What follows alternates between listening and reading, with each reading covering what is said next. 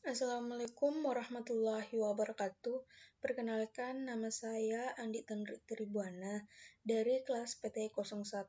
Saya akan menjelaskan atau mempresentasikan materinya, yaitu transmisi tenaga bawah tanah dan saluran transmisi gas terisolasi. Selanjutnya, konfigurasi sistem terbagi menjadi 4, yaitu pertama, sistem berturutan. Pada sistem berturutan, saluran yang keluar dari gardu primer menyalurkan tenaga listrik kepada konsumen melalui gardu-gardu sekunder yang letaknya berturutan. Pemutus beban dipasang pada setiap ujung bagian saluran pada setiap gardu. Sistem ini menguntungkan bila dilihat dari segi ekonomis, karena jumlah lintasan atau rute serta jumlah kabelnya kecil. Kedua, sistem banyak terminal atau multi-terminal. Sistem banyak terminal atau multi-terminal menyerupai sistem berturutan di atas. Perbedaannya adalah bahwa di setiap saluran dihubungkan dengan trafo, sedangkan pemutus beban hanya dipasang pada ujung gardu primer. Pada sistem berturutan, sesuatu saluran selalu merupakan penghubung antar dua gardu. Ketiga, sistem rangkaian tertutup. Pada sistem rangkaian tertutup atau loop, gardu-gardu dihubungkan satu sama lain, sehingga semuanya membentuk rangkaian yang tertutup. Sistem ini secara ekonomis menguntungkan dari rasional, karena gangguan terbatas pada saluran yang terganggu saja. Keempat, terakhir, sistem jaringan atau spot network. Sistem jaringan atau spot network merupakan atau menyerupai sistem banyak terminal. Perbedaannya adalah pada gangguan yang terjadi. Artinya, apabila terjadi gangguan pada sesuatu saluran atau trafo, maka pelindung jaringan atau network protector sekunder akan bekerja dan memutuskan aliran pada saluran yang terganggu.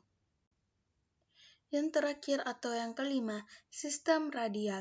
Pada sistem radial, sebuah gardu primer menyalurkan tenaga listrik secara radial melalui gardu-gardu sekunder kepada konsumen. Semuanya terjadi secara terpisah satu sama lain. Sistem ini sering dikombinasikan dengan sistem berturutan atau sistem banyak terminal. Konstruksi saluran bawah tanah. Klasifikasi kabel tenaga bawah tanah.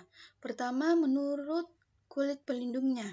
Misalnya kabel bersarung timah hitam, kabel berkulit pita baja, kabel berkulit kawat baja, kabel berkulit kawat tembaga, kabel berkulit baja tahan karat, kabel berkulit kawat aluminium, kabel bersarung guni, dan kabel tahan karat.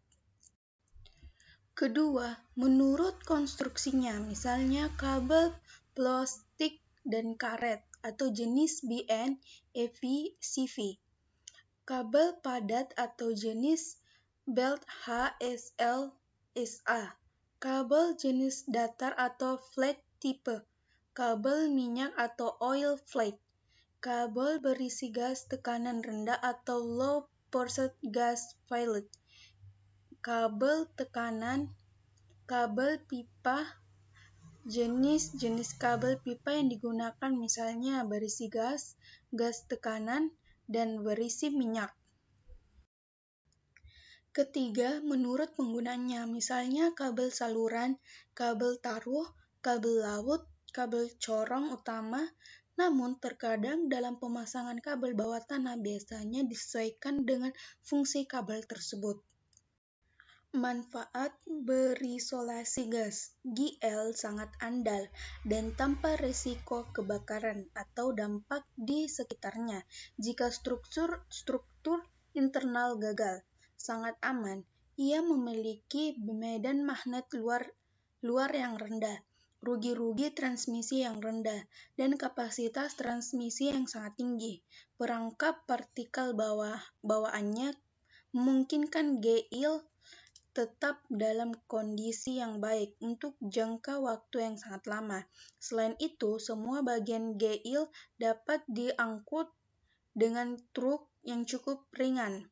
Artinya, pemasangan GIL relatif mudah untuk dikoordinasikan. Baik, itulah tadi presentasi saya. Mohon maaf apabila ada kesalahan kata atau kegugupan dalam presentasi ini. Mohon maaf. Assalamualaikum warahmatullahi wabarakatuh.